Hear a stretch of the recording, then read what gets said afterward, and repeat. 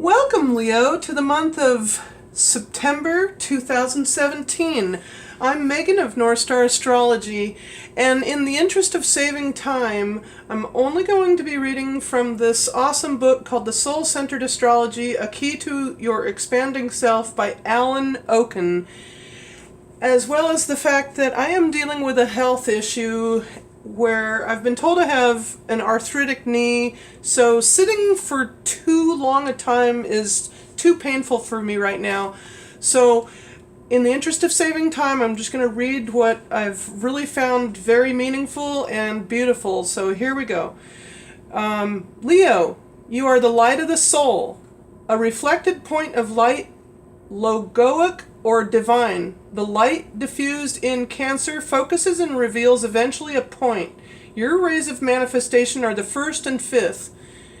According to the personality-centered or standard way of looking at your planetary rulers and rays are also the sun, and only this time the second ray.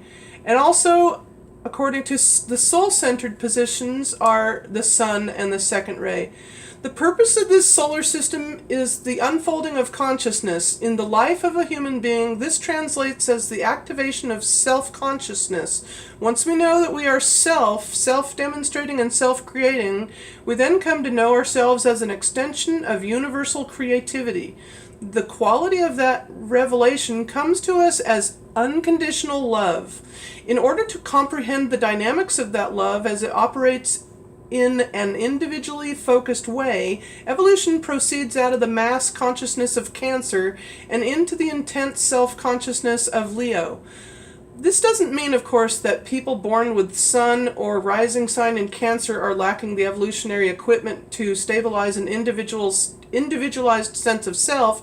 We go through many rounds and cycles of incarnation, and for many Cancers, or for any of the other signs for that matter, the anchoring of this sense of self has already been accomplished. Such a self-realized person would be inclined to have a highly stabilized point of release for this externalization of the nurturing and form-giving energies of the crab. It is in Leo, however, that the inherent creativity of such self-awareness begins to manifest outwardly in some individualized manner. Leo is a fixed fiery sign. The sons and daughters of mind are children of fire because our divinity is a creating and consuming flame. This is also the flame of purification, and it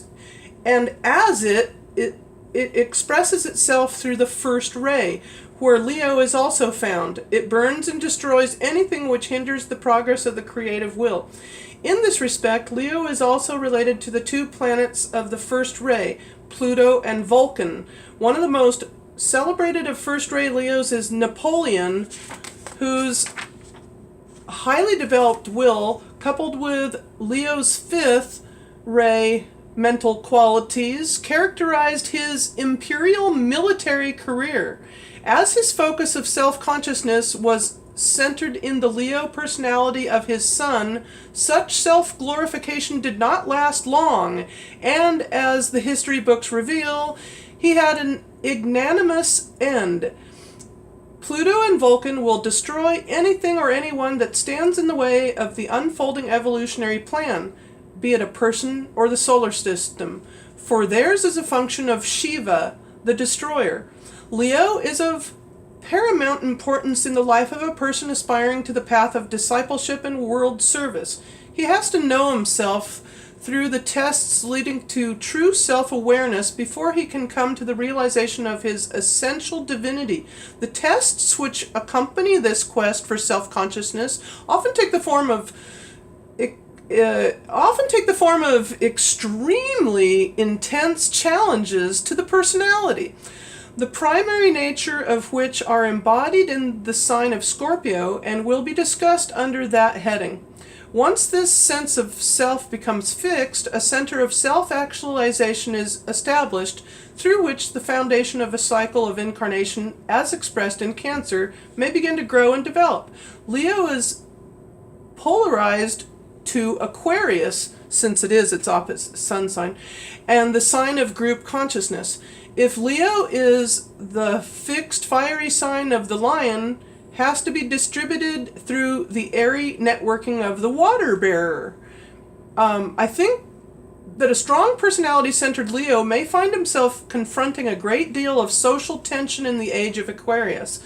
In effect, the forces of the age are saying, okay, you can be a star, you can assert your creative will and focused mental energy, but only as it relates and is of benefit to the collective.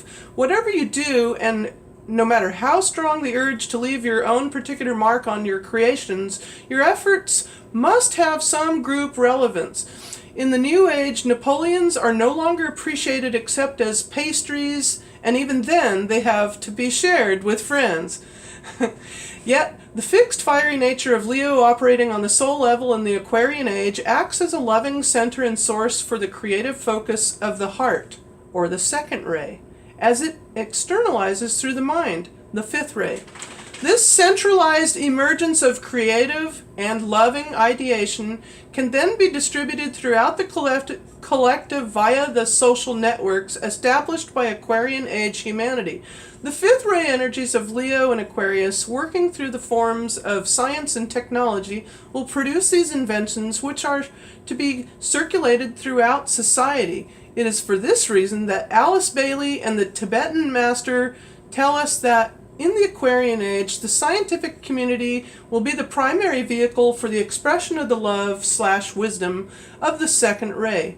I do not doubt that this statement will come as a shock to the metaphysical community, which looks very warily upon the imposed and projected limitations of those who have created a religion out of the rational mind. Such words would be also a challenge, and the scientific community, most of whom associate the ancient wisdom teachings with the library of the Massachusetts Institute of Technology. If we examine the Leo-Aquarius polarity, we will find that it is totally on a fifth ray, second ray line of expression. Both these signs are found on the fifth ray, while the soul-centered planetary rulers of these signs, the Sun and Jupiter, focus the energy on the second ray of love and wisdom. Now, in my next video, part 2, I will be going over the crosses, of which are over here on page 191, over here, the mutable, fixed, and cardinal. And what it means by mutable is it starts out being totally personality centered in an individual way, to going on to the soul personality relationship, or awakening to that soul personality relationship, and then finally to the higher or the highest evolved Leo, in a much more cardinal and or spiritual sense. So here we see physical sun, heart of the sun, spiritual sun. So in part 2, I will be reading over those, as well as the lasting or ending affirmation. Thank you very much for listening, and I look forward to coming back with part 2. Thank you.